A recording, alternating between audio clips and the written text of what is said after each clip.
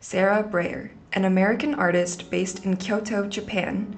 Sarah Brayer has pioneered innovative approaches to Japanese printing and papermaking since 1980. Internationally acclaimed for her large-scale poured paperworks and aquatint prints, Brayer's artistic journey bridges East and West, tradition and innovation. Drawn to Japan through her interest in ceramics and printmaking, Brayer established herself in Kyoto's art community, eventually becoming the only Western artist regularly creating work in the ancient papermaking center of Echizen. Through her hands, traditional materials and methods become vessels for contemporary expression, creating works that transcend cultural boundaries. Recognizing this, in 2013, Japan's Ministry of Culture presented Brayer with the prestigious Commissioner's Award for her role in disseminating Japanese culture internationally.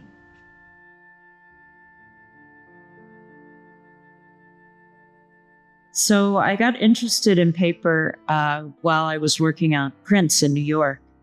And I was in the studio of Curatorial. I saw some paperworks that were in her archival drawers and was very excited about the idea of using handmade papers in my prints. So I went down and took a look at Dudonne's studio, which was down the road from her studio.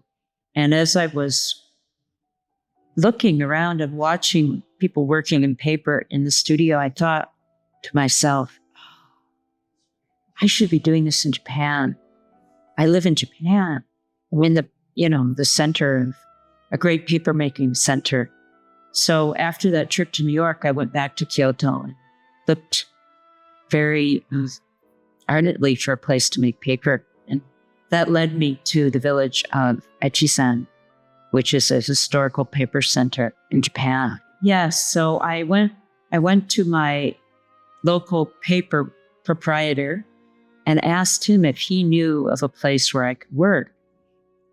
And he very coolly said to me, well, we could go to my brother's place. And I thought, oh, that sounds good. Let's go. So as we walked into the door of the paper studio, I was just so impressed because in the studio they had the setup for making full-size paper door sheets of paper. It's called fusuma in Japanese. And so that was really wonderful. That had been my image to work life-size or bigger. Yeah, so it's an old village. And generally, actually the studio I work in has a whole machine-making paper setup, which is a huge machine with a roller and it mass produces paper, but they also have a hand paper making section. And in that section, it's the women that manipulate the screens and pour the sheets and do the finer work. And it's the men tend to do the drying, like lifting the sheets off the boards and putting them onto big boards for drying. And each facility is different. If you go to a different mill, you'll see men doing the opposite and women doing the opposite. So that's just how it is in the place where I work. But one of the beauties of working with the craftswomen, is that they all started when they were about 16, right out of college, high school. They entered into the facility, the Taki paper mill.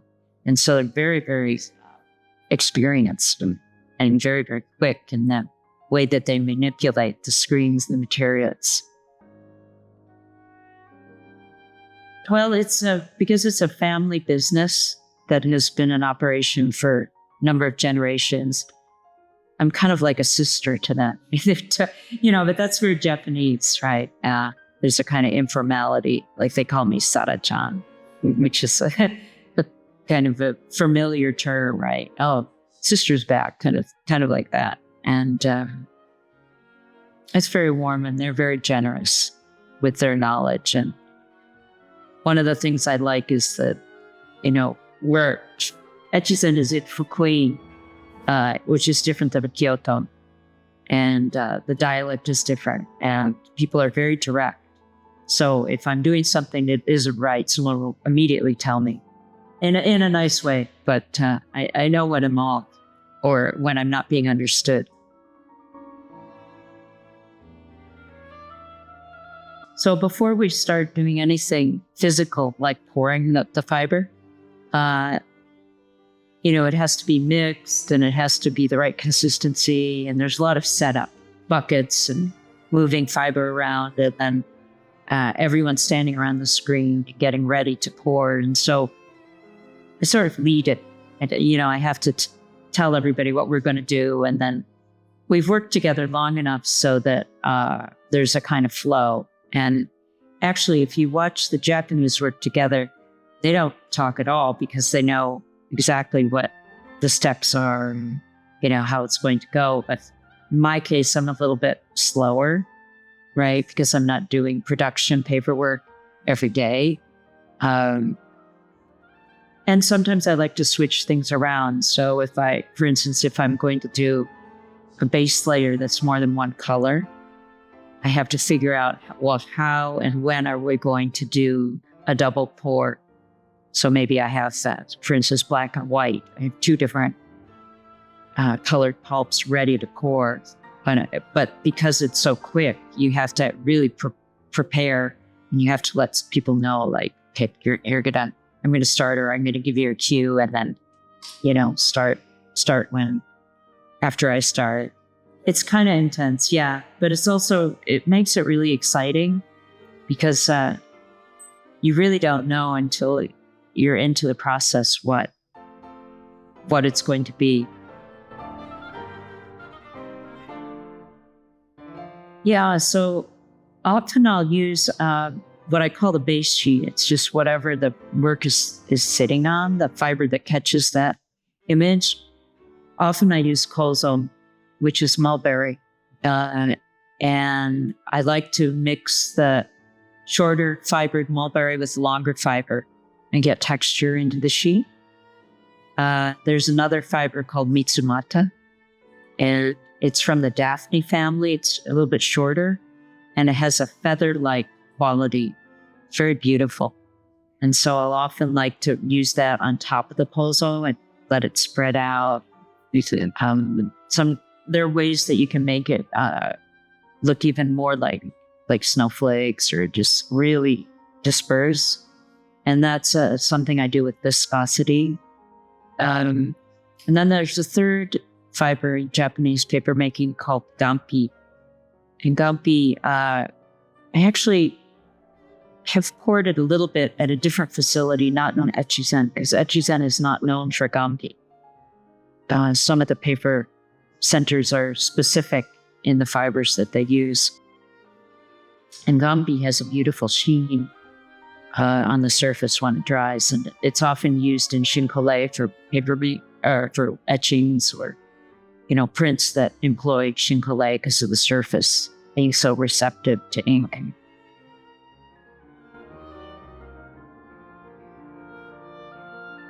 So the piece was made after I made a trip to Namibia. And while I was there, I was able to see some of the old rock carvings.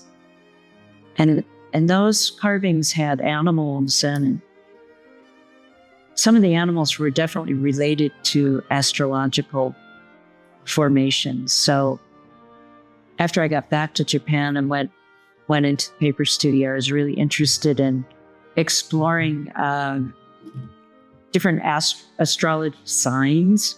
And so in the Sea to the Stars, you'll see there are different constellations that are circling out from the center, which is a spiral formation. And my idea was that, things in nature grow in a spiral like pattern. And so I thought of the middle as kind of the creation of the energy of creation, and then it spirals out from there. And if you look at the center of the piece, they're cell-like structures that kind of represent a more primitive form of life. Yes, right. There's some gold leaf in them. I often work in a fairly monochromatic color scheme, blue and white, or navy and maybe a mid-tone blue and then white. And so I like to have an accent. So that gold just sort of, it represents light. Actually, the whole piece is about light, but that little piece is just another thing that could be floating around in cosmos. There's always a big transformation from the light version to the dark, right? And part of the image that looks sort of sea-like in the daylight does drop away, and then you're left with the darkness of a night sky, and then what's glowing is definitely coming towards you. And so I imagine that would be somewhat like a feeling of being suspended in outer space. You maybe wouldn't get the spiral, but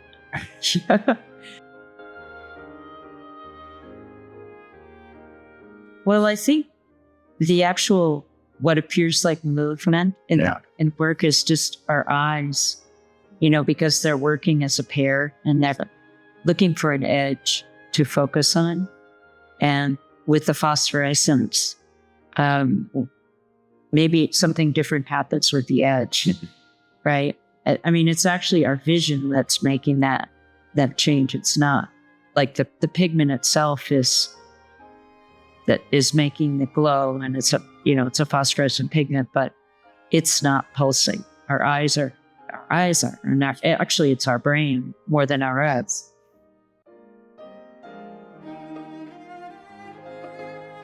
So layered moonlight now is in a frame, but if it was not in a frame, the panels that look like a curtain and that divide in the middle, those panels actually move as you walk by the work, or if there's an ambient kind of wind in the room.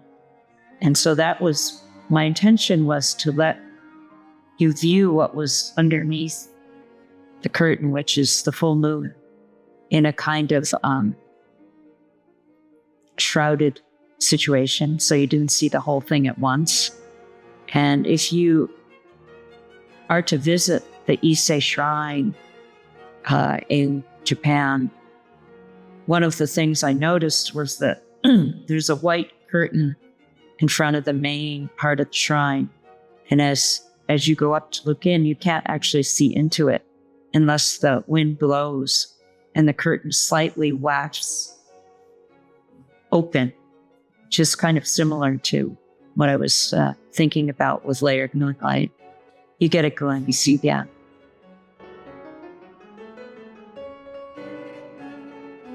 So I just made the piece. I made it for the exhibition. And I have a series called The Red Thread. And that refers to, there's a term in Zen Buddhism called Red Thread Zen. And it refers to passion as a road to enlightenment. And so I think of the red in my work as a kind of, you could say a passion, but really an accent. It directs the eye of the viewer into the work. And in the case of Karmic Threads, the thread runs all the way through the work. I've done other pieces that have had similar fan shapes that have just, the thread has been in part of the image, and then it disappears and comes back. But you can actually trace it all the way through this piece, which to me represented like a karmic thread of the figure that's in the piece. There's a little figure in the back. So the forms that fan out kind of give a composition and kind of frame the piece, the figure going into the distance. It's multimedia. I made the paper that's on the very back of the sheet. It's a gray paper, and then on top of that, there's a white paper that has, it looks like stripes almost in it, different thicknesses. And then there are layers of etchings printed on Onryu Kozo paper. And then on top of that, there are this Tengu Joshi that I like to use. It's a very thin mulberry paper. It's made exclusively in Japan, and it comes in 9 thicknesses. So I was able to get very specific with how transparent I wanted the paper to be. And this is one of the middle thicknesses. You're seeing through the paper to the printed surface.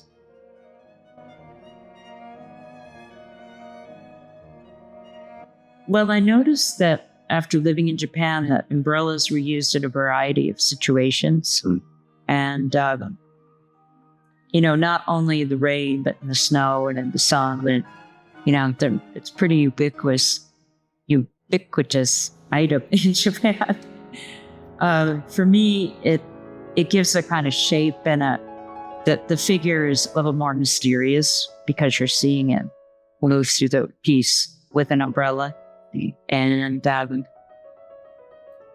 I like to add a figure in certain pieces because it gives a sense of scale. And you know how big you have a sense of the vastness of the environment so that this little figures you could put yourself in. And purposely, it doesn't have facial features, right? It's just a more universal figure. Yeah, so stepping stones. That was a really fun piece to make. I was up at the paper studio at Echizen, and one of the things that I love to do is go through the copper patterns that they have up in the attic, and they're used to make certain designs in paper. And so I found this lozenge-shaped copper pattern. It's like a cookie cutter, actually. It sits over the paper, and pulp can be poured into shapes about 2 inches deep. Yeah. And so if you look at the lozenge shapes, there are 2 shapes. So I found 2 different shapes, and I thought they'd work. It was really interesting to change the shape. And my idea was that these lozenge shapes were like stepping stones into another world. Like you could just step into the more, if you look at clouds and sky, and like a more fluid world. So that was the abstract concept. And that the colors that are used in the piece were chosen rather spontaneously. Yeah. And there's also kind of a division or a peachy area that was just poured freely to give it dimension. Looks a bit like a road or a path. The piece was not planned until I found the lozenge shape form. I should call it form, or the cookie cutter. But I guess the title arose after I made the piece. And I thought the stepping stones kind of gives it a double dimension, because we think that belongs to a garden, but it can also, you can step into anything.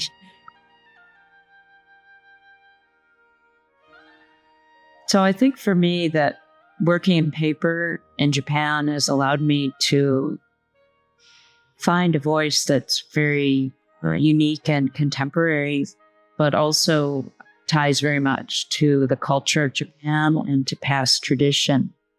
So paper is usually considered craft medium, but to me, it's really a contemporary art medium that can be used in so many different ways. And